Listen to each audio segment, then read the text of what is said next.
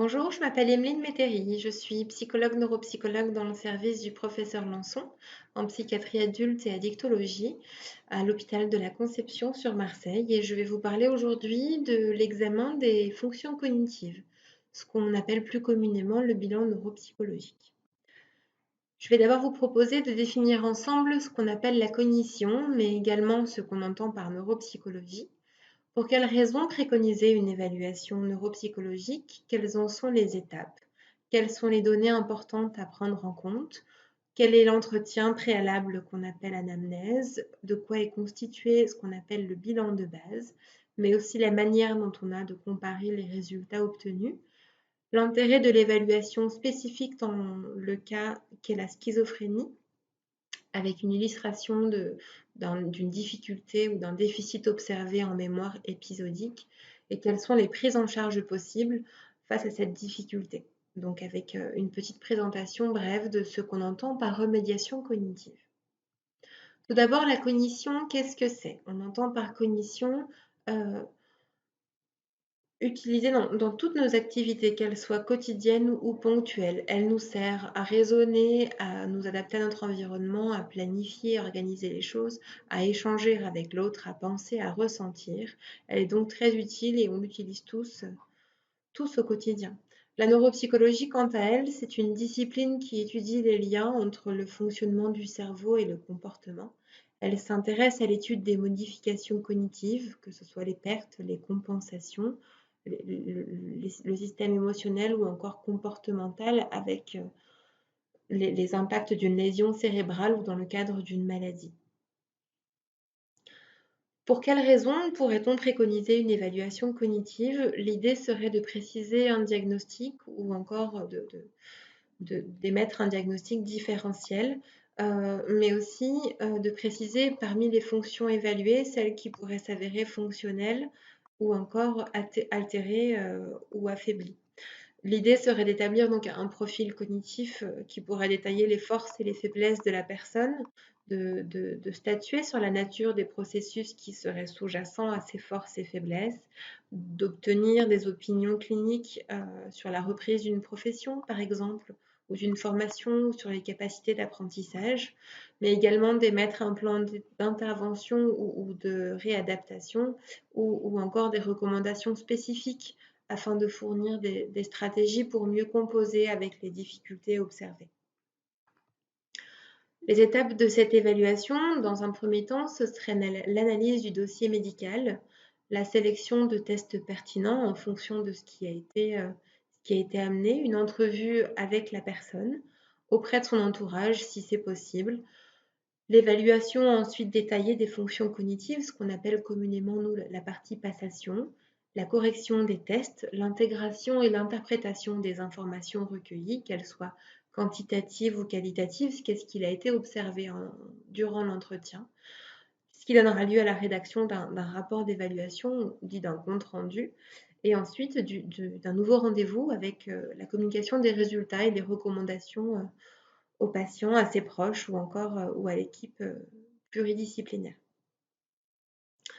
Ce qu'on entend par données importantes, ce sont les évaluations quantitatives qui sont via l'utilisation de tests standardisés en fonction du niveau socioculturel, de la classe d'âge, mais aussi l'évaluation qualitative, le type d'erreur commise, les stratégies utilisées, les compensations qu'on a pu observer, les difficultés, les fluctuations attentionnelles, par exemple, tout ce qui est palpable à l'entretien mais pas directement mesuré dans les tests. On a aussi l'évaluation causale au travers de tests spécifiques, par exemple le fonctionnement intellectuel, le fonctionnement mnésique, attentionnel, exécutif. On va voir un petit peu plus en détail ensuite, avec un intérêt particulier à l'anamnèse et à l'observation clinique. Alors justement, l'anamnèse, c'est le préalable à la partie passation. C'est l'entretien obligatoire avant même de proposer un test à la personne.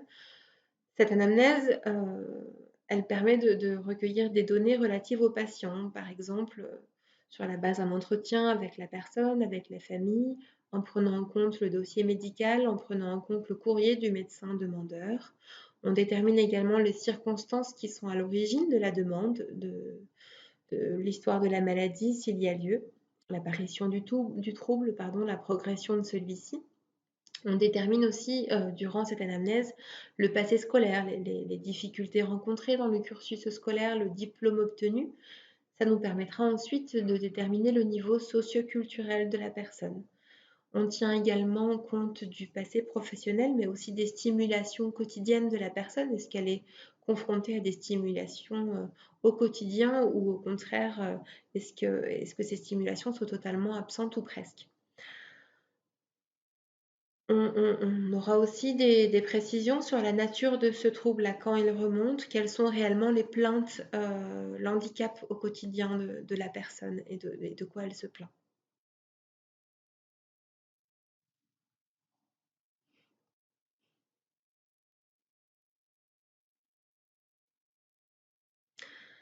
Il s'agira aussi de noter la conscience du trouble pour le patient. Est-ce qu'il est conscient des difficultés qui ont été observées lors d'évaluations, qui sont observées par les proches, qui sont observées par l'entourage, ou pas du tout, et auquel cas la rééducation ensuite sera peut-être un petit peu difficile.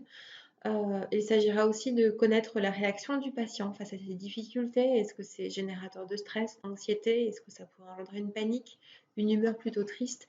Et ça va nous servir à émettre des feedbacks positifs au sein de la partie d'évaluation, mais aussi pour les recommandations ensuite. Il s'agira aussi de mettre l'accent sur des compétences socio-cognitives, mais aussi de mesurer l'état d'humeur de la personne. Est-ce qu'il y a un trouble sous-jacent, un trouble anxieux par exemple, ou une humeur dépressive? Ça peut être questionné au travers de l'entretien avec les familles, avec le médecin, mais l'exploration peut aussi se faire au travers d'échelles et de questionnaires. Vraiment, cette étape de l'anamnèse, c'est quelque chose d'essentiel et de très important qui va beaucoup conditionner ce qui va se passer ensuite dans la partie passation qu'on va voir tout de suite. La passation, c'est typiquement les tests qu'on va proposer à la personne en séance et qu'elle va réaliser devant nous. On a différents tests qui peuvent évaluer tout un tas de choses. Dans un premier temps, on a la possibilité d'évaluer l'efficience intellectuelle au travers d'une échelle validée pour les adultes qui s'appelle la VICE, qui a été validée par Wechsler. Elle existe aussi chez les enfants, mais on a pour l'habitude, nous, de l'utiliser dans le service pour les adultes. Du coup, elle nous permet d'obtenir 4 indices que sont l'indice de compréhension verbale, de raisonnement perceptif, de mémoire de travail et de vitesse de traitement. Si ces 4 indices montrent un profil plutôt homogène, une harmonie des performances, on pourra alors calculer ce qu'on appelle un quotient intellectuel, mais vraiment il faut être sûr que le fonctionnement soit homogène, sinon ce n'est pas représentatif du fonctionnement de la personne. Ça, c'est pour l'échelle de la VICE. On a ensuite une évaluation du raisonnement non verbal qu'on peut retrouver au travers de tests spécifiques, comme la PM38 par exemple. Ce sont des indicateurs de l'intelligence fluide, qui est l'aptitude à s'ajuster à des situations nouvelles, qui ne s'appuient pas sur des connaissances dites acquises. On a aussi d'autres subtests qui évaluent spécifiquement le raisonnement dit verbal, et donc l'intelligence dite cristallisée qui, elle, est fondée sur le bagage de connaissances ou de capacités acquises. On a par exemple le test de vocabulaire de Millil. Voilà ce qui est pour l'efficience intellectuelle. On peut aussi utiliser des tests spécifiques en fonction des fonctions qu'on veut évaluer. Par exemple, sur le domaine mnésique, on a la possibilité, pour ce qui est de la mémoire épisodique verbale, par exemple, d'utiliser le test de Grober et Buschke ou encore le CVLT, qui sont communément utilisés chez les adultes et qui permettent d'avoir une appréhension du fonctionnement de différents processus dans la mémoire épisodique verbale. Par exemple, le processus d'encodage, de stockage, de récupération, mais aussi les stratégies utilisées pour apprendre de nouvelles informations, donc pour apprendre ce matériel verbal. On a aussi la possibilité d'évaluer cette mémoire épisodique sur un versant visuel au travers d'autres épreuves, comme le test des portes, par exemple, où il s'agit de montrer plusieurs portes et de reconnaître la porte qui a été présentée parmi d'autres qui sont des distracteurs. Voilà pour la mémoire. On a aussi la possibilité d'évaluer le fonctionnement dit exécutif. c'est-à-dire les capacités de planification, d'organisation, d'inhibition, donc de s'empêcher de faire quelque chose d'automatique au profit d'autre chose, de flexibilité, de devoir s'adapter à une situation nouvelle sans que ce soit trop coûteux pour la personne. Il existe tout un tas de tests pour évaluer le fonctionnement exécutif, comme par exemple le test du Wisconsin. On a aussi le TMT, qui est une tâche de flexibilité conceptuelle et réactive. On a aussi euh, plein d'autres tests qui existent, comme le test du Stroop, qui est largement connu. On a aussi la possibilité d'évaluer le fonctionnement attentionnel. Alors, dans le fonctionnement attentionnel, il y a tout un tas de fonctions qui existent. L'attention soutenue, l'attention divisée, l'attention sélective, l'alerte phasique. On a un test papier-crayon qui est le D2 par exemple, mais on a aussi tout un tas de batteries informatisées comme la batterie de la TAP TEA qui permet d'appréhender le fonctionnement attentionnel au travers d'exercices informatisés. On a aussi la possibilité d'évaluer la mémoire à court terme et de travail, par exemple. Alors, la mémoire à court terme serait cette mémoire qui nous permet de retenir un nombre d'informations relativement bref en un temps relativement court. Euh, Retenir cette information et la restituer dans l'immédiateté, c'est ce qu'on appelle la mémoire à court terme. La mémoire de travail, quant à elle, ce serait retenir cette même information, mais effectuer aussi une manipulation dessus. On pourrait l'évaluer, par exemple, sur un versant auditif au travers de la PASSAT. La PASSAT, c'est une épreuve qui donne des chiffres à l'oral qu'il s'agit, dans un premier temps, de retenir, mais aussi d'additionner. Et l'épreuve dure comme ça un nombre de temps important où il s'agit sans cesse de mettre à jour la dernière information et d'effectuer une manipulation sur l'information à mémoriser. On a aussi le fonctionnement instrumental, donc l'évaluation des capacités verbales, le langage écrit, oral, tout ce qui est de l'ordre du visio-spatial ou encore du visio-constructif à travers le dessin ou les tâches visio-constructives, comme la figure de raie. Une fois que ce bilan a été réalisé, donc la partie passation finalisée, l'évaluateur ou l'évaluatrice se retrouve seul et va comparer les résultats obtenus à ce qu'on appelle des normes. Alors la norme, elle définit ce à quoi on compare les performances de la personne. Dans la majorité des épreuves, cette norme, c'est un score, une médiane d'une population qui est plus ou moins bien définie, avec des facteurs qui sont pris en compte dans cette normalisation, comme l'âge, qui est un facteur principal, le niveau socioculturel, le genre, ou encore pour certains tests, l'ethnicité ou la profession. Il est très important de comparer les résultats d'un test en français à des normes françaises et se méfier des normes d'autres pays, car la population ne ressemble pas forcément à la nôtre, donc c'est à éviter. De plus, tout ce qui implique un matériel verbal doit être utilisé en français si les tests sont en français, parce que sinon les scores seront invalides et on n'observera pas le plein potentiel de la personne. Pour exemple, si quelqu'un venait à passer des épreuves dites verbales alors que la langue française n'est pas sa langue maternelle, cela pourrait s'avérer un biais fort important parce qu'on n'observerait pas le plein potentiel de la personne. Donc c'est vraiment très important que d'avoir ces conditions remplies.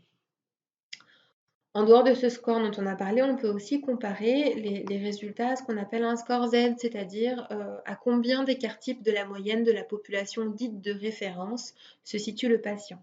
Au travers de cette petite formule qui vous est présentée, on peut avoir ce score Z et il est admis que le résultat ou en tout cas la performance dite pathologique déficitaire à partir du moment où ce score Z est inférieur ou égal à moins 1,65. D'autres possibilités seraient aussi d'évaluer l'écart de la performance du sujet par rapport à ce qu'on appelle le percentile. C'est le pourcentage d'individus de l'échantillon de normalisation qui ont un score obtenu inférieur à un score brut donné. Par exemple, 50% des gens qui réussiraient moins de 23 problèmes d'un test, il serait alors admis que le score brut de 23 serait associé au 50e percentile. Ça, c'est la manière qu'on a, nous, de coter nos évaluations. Alors, pour illustrer un petit peu ce qui vient d'être dit, je vais vous parler de l'intérêt de l'évaluation dans le cas de la schizophrénie. La schizophrénie, on le sait, plusieurs fonctions sont perturbées, comme la mémoire, l'attention, ce fonctionnement exécutif dont on a parlé. Et il est aussi admis que les troubles cognitifs sont indépendants des symptômes dits positifs, comme les hallucinations, les idées délirantes, notamment parce qu'ils apparaissent avant le début de la maladie. Ils sont souvent fréquents et sévères et ils ont des conséquences importantes sur les habilités du quotidien et participent de manière notable à la dégradation de la qualité de vie des personnes. L'intérêt d'une telle évaluation est du coup justifié.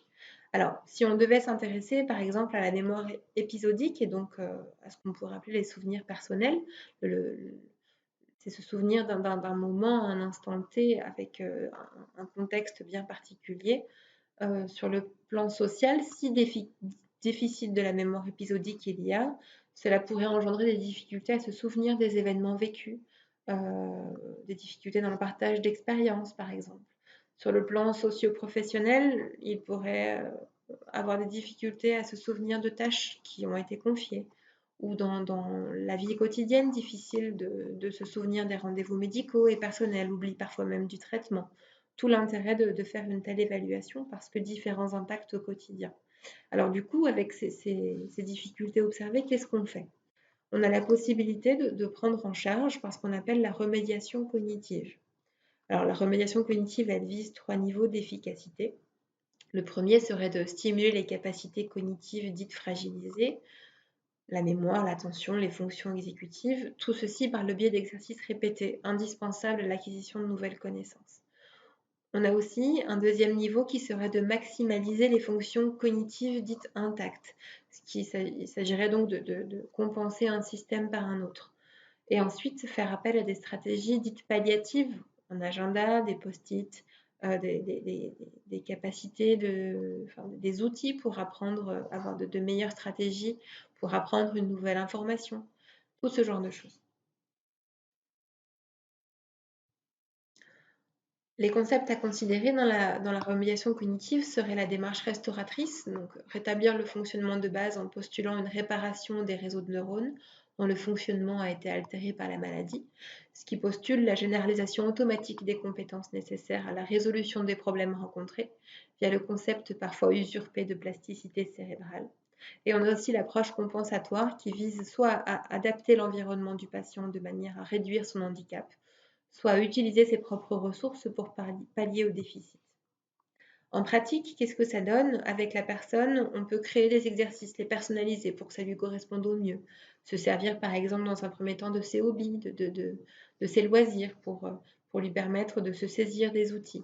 On peut utiliser aussi des logiciels, des exercices informatisés. Il en existe des tas dans la vie de tous les jours qui ont été prouvés comme bénéfiques. Je pense par exemple à Recos, à tout un tas d'outils comme ça informatisés qui existent et qui ont plein de bénéfices. Et on a aussi la mise en situation, donc un travail davantage écologique, mettre la personne dans une situation réelle et voir avec elle comment développer des stratégies, comment développer des choses pour pallier au mieux aux difficultés ressenties.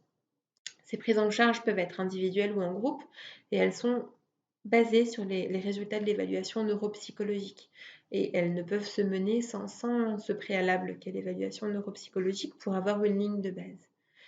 Enfin, les exercices sont proposés avec une progression graduelle.